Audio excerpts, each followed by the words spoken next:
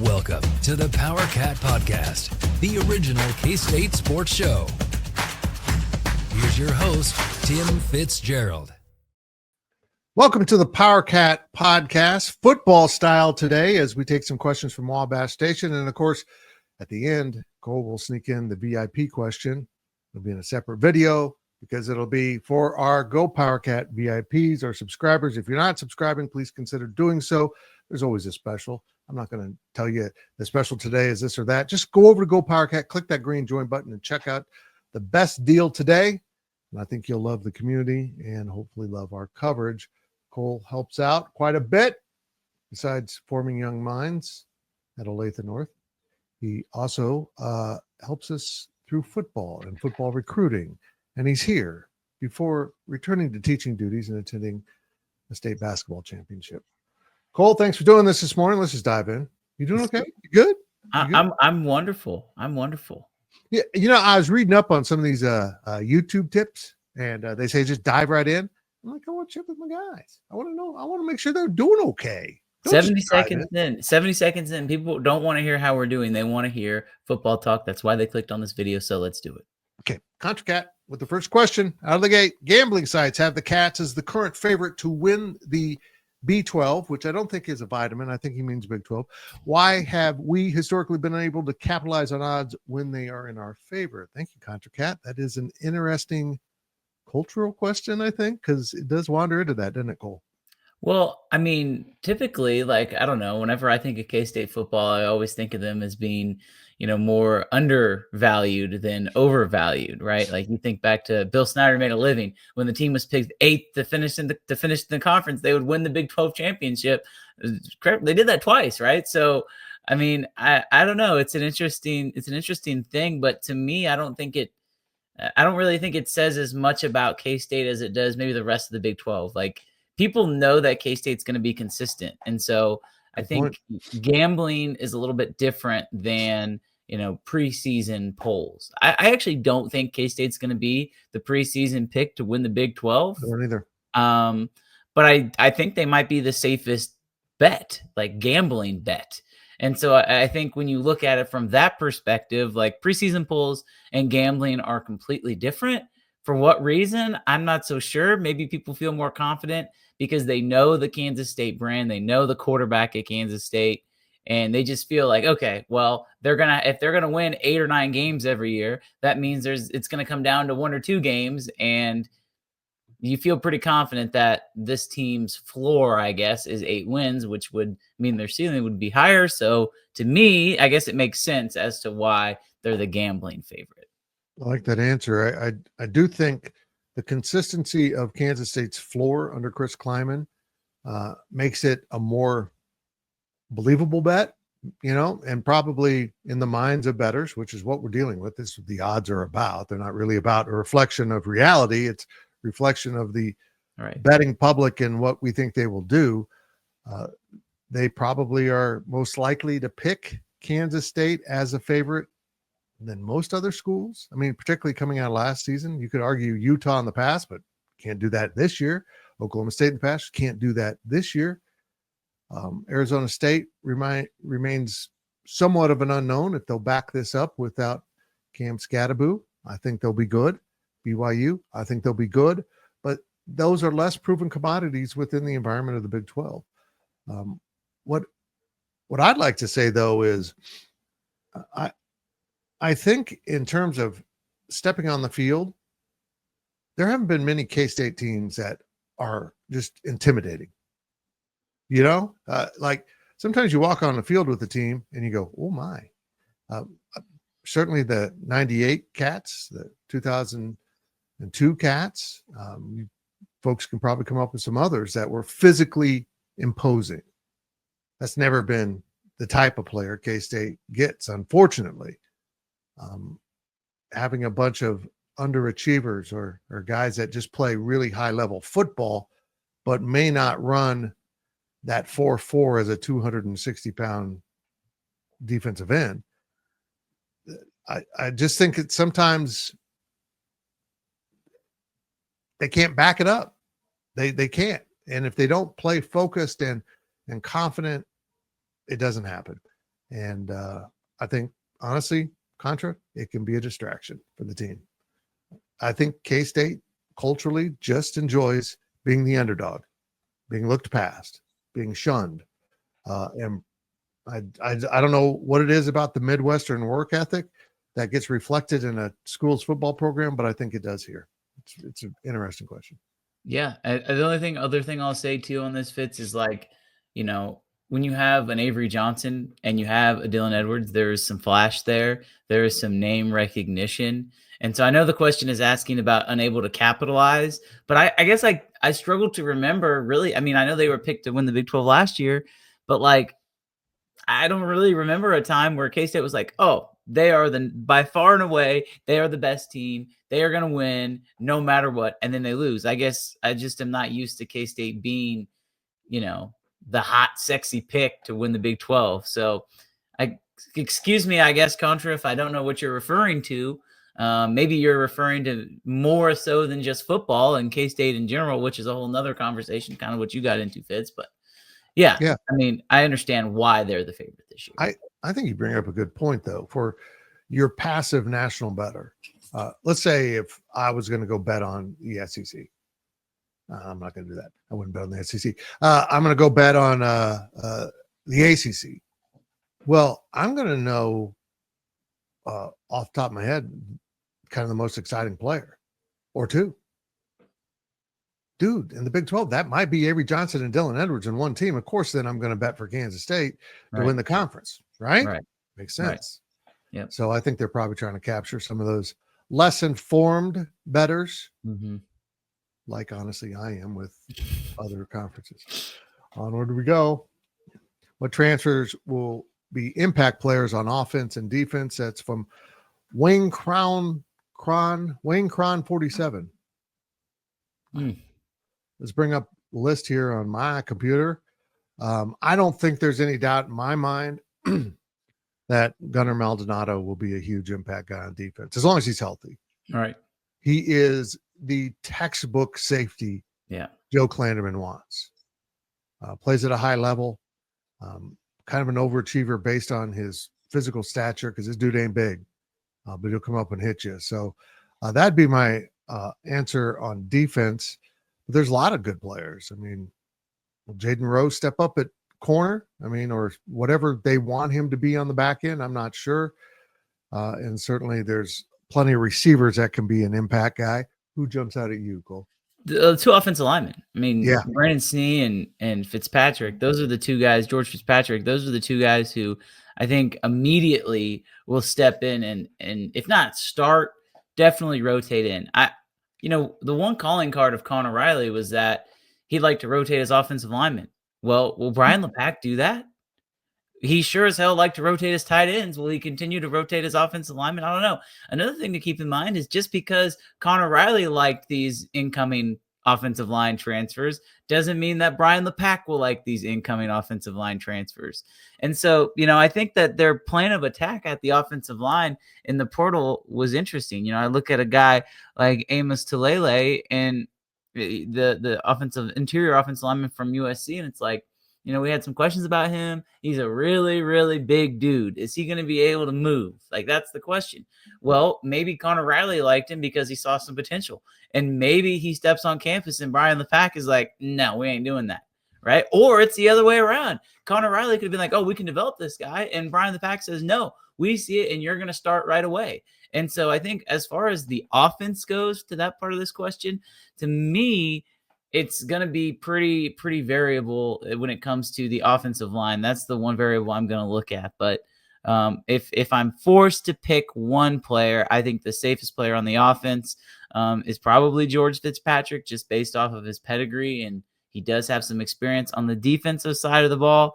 I'm looking at Quay Moss, the safety from the Division II level. I'm really intrigued with what he brings. I really like his game. I think he's the most intriguing, but I think the safest bet, Fitz, you're right, would be Gunnar Maldonado. And I like the receivers quite a bit, the ones they're bringing in, but we'll get to that in a little bit because that is another one of our questions. I think this was an effective class. I mean, they add depth at linebacker, offensive line, certainly bolster the receiver room that, as I mentioned, we'll get into another running back to give them a little bit more of a power look. I thought they did a really good job, Cole, of addressing needs and not trying to hit home runs. Although I think Gunnar Maldonado is a home run for K-State system.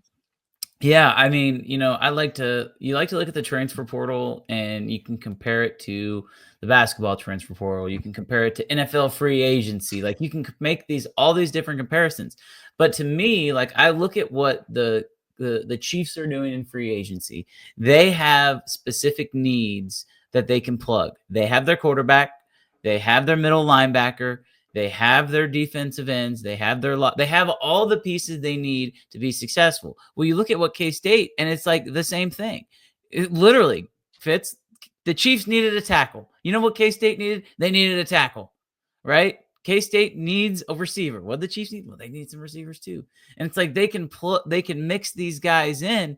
And with what K-State's doing is they're just adding pieces. And if those pieces don't work, then they feel like they have guys who are able to step in and contribute. It's not like they're relying on these guys. They're not trying to hit home runs with them. They're literally signing them to 1 year, $2 million prove-it deals, right? If we're going to go back to the NFL free agency comparison and saying, come in, prove it. And if you can't prove it, then you're not going to play. And right.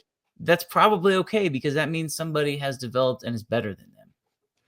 Yeah, I think you're exactly right. You know what? We tend to judge a recruiting class, and in this case, transfer portal, I think is magnified by the huge impact guys, the stars, the ones that run up stats or make dramatic plays.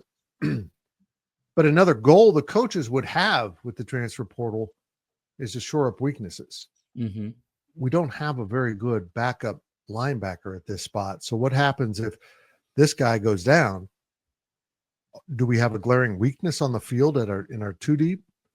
So I think coaches are looking for more than home runs. They're looking for the guys that take the error-prone backup off the field and put someone else out there that offer you a little more experience, maybe in depth, but certainly in practice to help you get better at those positions. Because now a young guy that might make too many mistakes isn't just sliding into the depth chart out of, nobody else. It might as well be me. Now you have an experienced guy that comes in that will be on that depth chart unless you knock him out. Good luck. Right? I think the coaches at K-State do a lot of that, Cole. Mm-hmm. Yep. There's a difference between the impact as far as affecting wins and losses and the impact towards helping the team. And I think there's going to be a lot of guys who will help the team become better in this transfer portal class. There's a really good one. I appreciate this question very much, given how full the tight end room is. Do you think Lincoln Cure sees a lot of playing time this fall I love this, 305 KSU 888. I don't know if he's like working in a phone number in there, like it's a backwards phone number. Oh my gosh, it just got to be.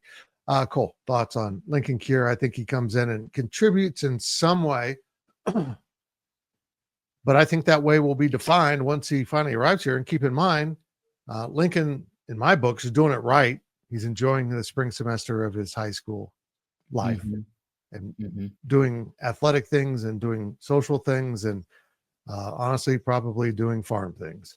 And I think that's cool. I'm always disturbed when you lose the last half of your senior year because I think it's a really cool part of your life. So that might, on the other side of that argument, might set him back a little bit. I don't know. I think they'll find a role for him. I think he's just too athletic not to find a spot for. And maybe that'll be in some wide receiver positions. Why wouldn't you put him on the field in jump ball situations and throw the fade or throw, the corner or something? Just use his height. Go get the ball. There's a 50-50. You make it a 70-30. I think the coaches will find a spot for him, knowing that if he does show to be as talented as we think he is, you're probably not going to have him for full seasons. Right. I think he's going to play a lot, Fitz.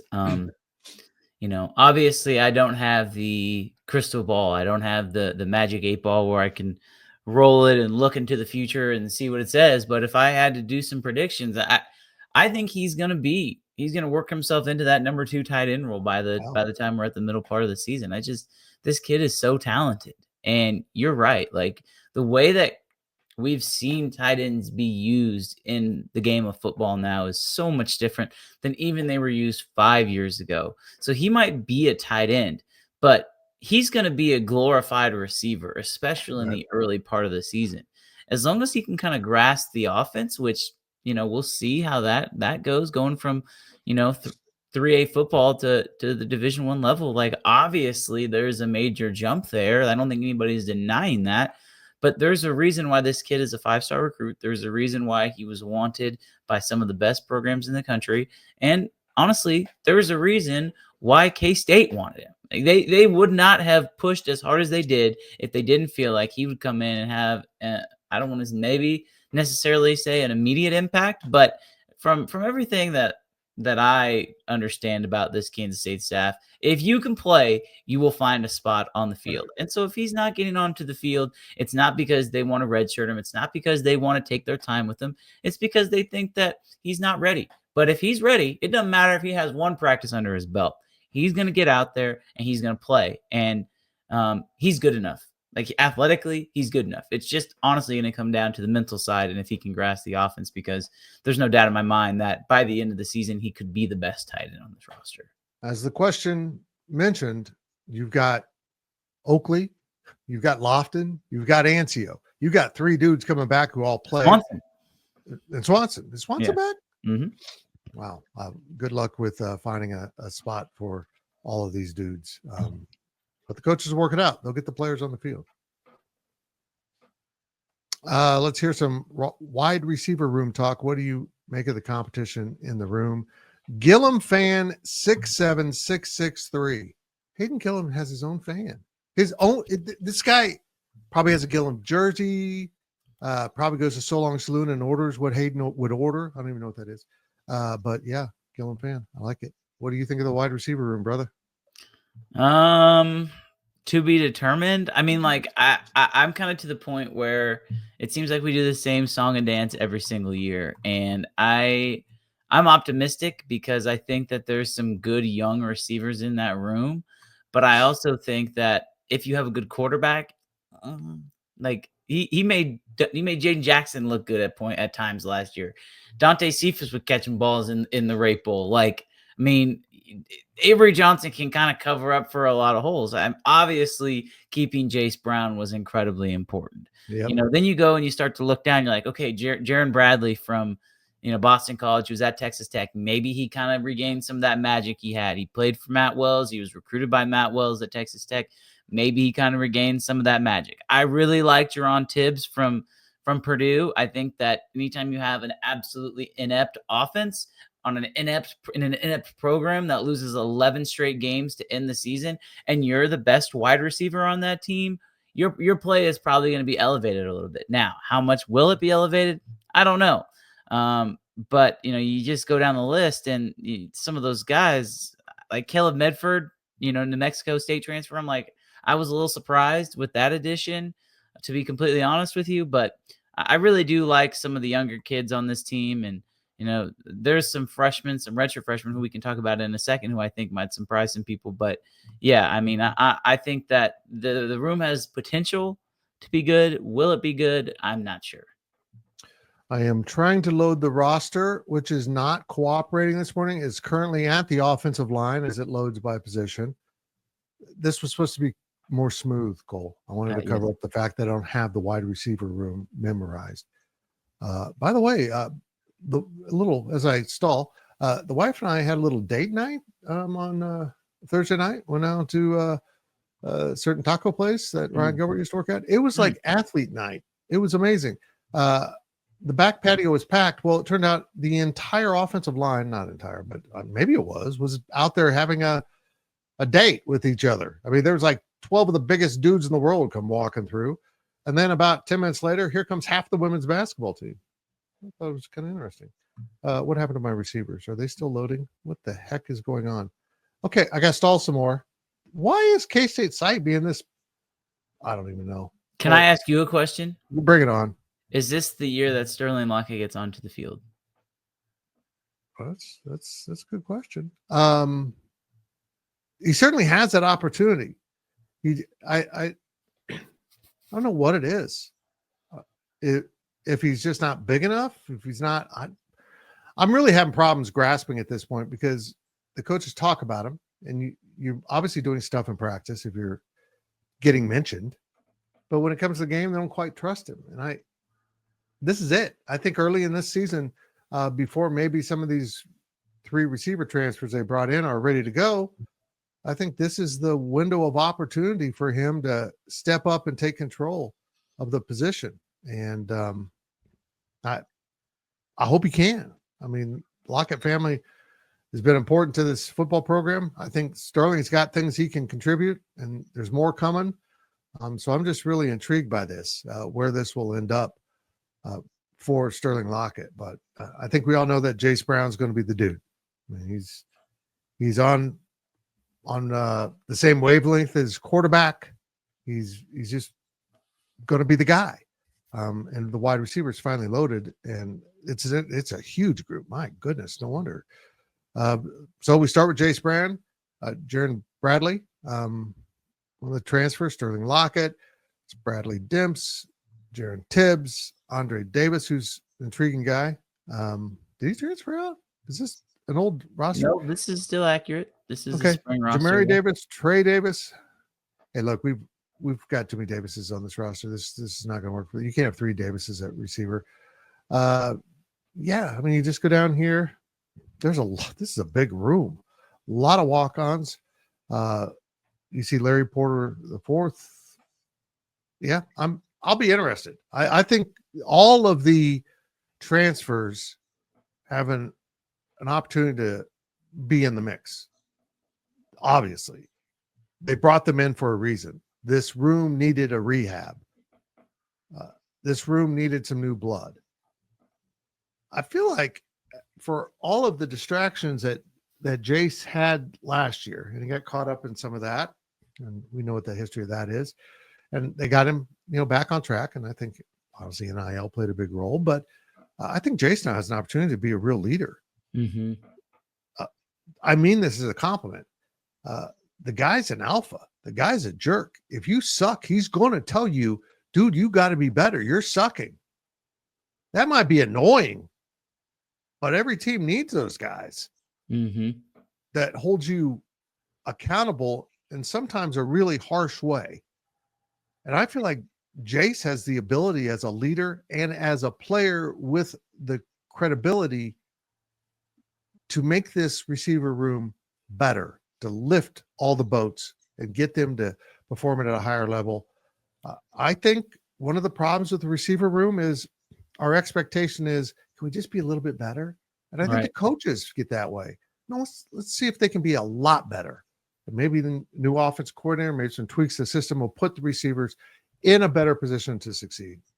But that was a long answer, man.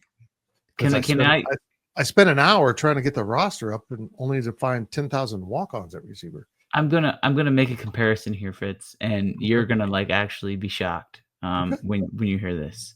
Hold on, I gotta get to this page here. So, any idea how many receiving yards Tyler Lockett had in his first 2 seasons at Kansas State? Oh, I have no idea. I don't remember stuff like that. Well, it's probably not as many as you'd think. I remember Tyler Lockett as being a really big contributor his sophomore season, maybe not so much his freshman season in 2011, but still in 2011 and 2012, Tyler Lockett combined 44 plus 18. I'm not very good at math, Fitz, but I know that 62? That is 62. He had 62 receptions for looks like just over 900 yards. You look at what Jace Brown did. He had 47 receptions last year for 823 yards and 5 touchdowns. Let's compare that to Tyler Lockett's sophomore season in 2012. He had 44 catches for 687 yards and 4 touchdowns. So Jace Brown had over 200 more yards, 3 more catches, and another touchdown than Tyler Lockett did his sophomore season. Jace Brown is on pace to put up some of the best numbers at the receiver spot in K-State history. If you look at what he's doing now, it would obviously take a quantum leap. Tyler Lockett went from 600 receiving yards his sophomore year, doubled that number to over 1,200 his junior year, and then 1,500 his senior year. I don't know if Jace Brown has that capability, but can Jace Brown get 1,000 yards receiving this season? I don't think that's out of the question. And he's gonna, if that's the case, be in some pretty rarefied air. Yep, I would agree with all that. Those numbers are really interesting, though, brother. Those are, man. He ended up being really productive, and his upside's enormous. Yeah, and I think the thing that will hold him back the most is himself, getting distracted, getting knocked off course. If Jace stays on course, holy crap, he's going to be good. Yep. Holy crap. One more. Of course, we got the sneaky question at the end that we won't answer for the VIPs later. You know what I mean? Will the hype train be full steam ahead this spring and summer, or will there be some skepticism mixed in? I love this question because what I Like Pickles Cat is getting at, this has been a disappointing sports year. Even coming now with the women's basketball program and the injuries and the fade at the end, we thought this might be a Sweet 16, if not a Final Four team. Now we're wondering, will they get out of the first weekend? I mean, football fell short of expectations. Basketball certainly did.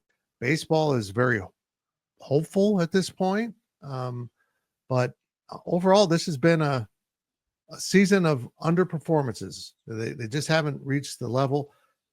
And to your question, Pickles, I think people will be cautious for a while, but everyone wants hope. Yeah, things were bad this year, but next year the crops are going to be better. And there's nothing to back that up other than hope. And I think people will embrace that hope as they get a little bit more into football. And this is weird because spring football starts a lot later than usual as Chris Kleiman goes to more of a compressed schedule and puts it all after spring break, which I'm a fan of, actually. So I think once that gets going, the weather warms up and you get basketball behind you, you kind of have that after dinner mint to cleanse the palate. They're going to be ready for football in the fall. And I think the buildup over the summer will be obvious. I don't really know. I mean, skepticism. Like you have a quarterback who broke the passing record, the passing touchdown record last year. Like you can be skeptical. That's fine. But I feel like if you're being skeptical, you're just looking for a reason to maybe not be angry, but to say, well, they're going to blow it in the end anyway. So what's the point of even getting excited? Right? Like I feel like there's a difference between being critical and being skeptical. You can be critical. We can look at this roster and we'll point out some of the flaws that we think are there. And we'll say, hey, that this has to improve or else this might happen. No, I think this team can win the Big 12. There's a reason. As we it's funny. We start the show with this, and Dude agrees as he walks around in the studio. He's getting restless. It's funny how we start the show with K-State is the betting Big 12 favorite, and we end the show with will there be some skepticism mixed in. I mean, everyone is telling you that this Kansas State team can win a Big 12 championship this year. Like I don't disagree with that. And so sure, you can be skeptical, but again, I would just say that this is the most talent that has been on a Kansas State roster from a strictly talent standpoint since I don't know when. I mean, I think 2022 obviously had a lot of talent on that team, but I don't think this group is too far behind because there are some next level players with this group. I would agree with all of that. And we have one more question to go, but we're going to pop it up here. Will the hype train, hold on, wrong question. Aside from quarterback, convince me that two position groups will be better than last year. That is also from I Like Pickles Cat. And that is our VIP question. We're going to end this session, go into VIP session, and post that video for our subscribers at Go Powercat. And if you're not subscribing, head on over and make sure you check out the special of the day. That green join button will lead you right there. And Cole, anything to add here? Because I think we covered everything we need to. I think we rocked it. Okay. We are done with this one. And if you're a VIP, we'll see you on the other side with more of the Go Powercat podcast, VIP style.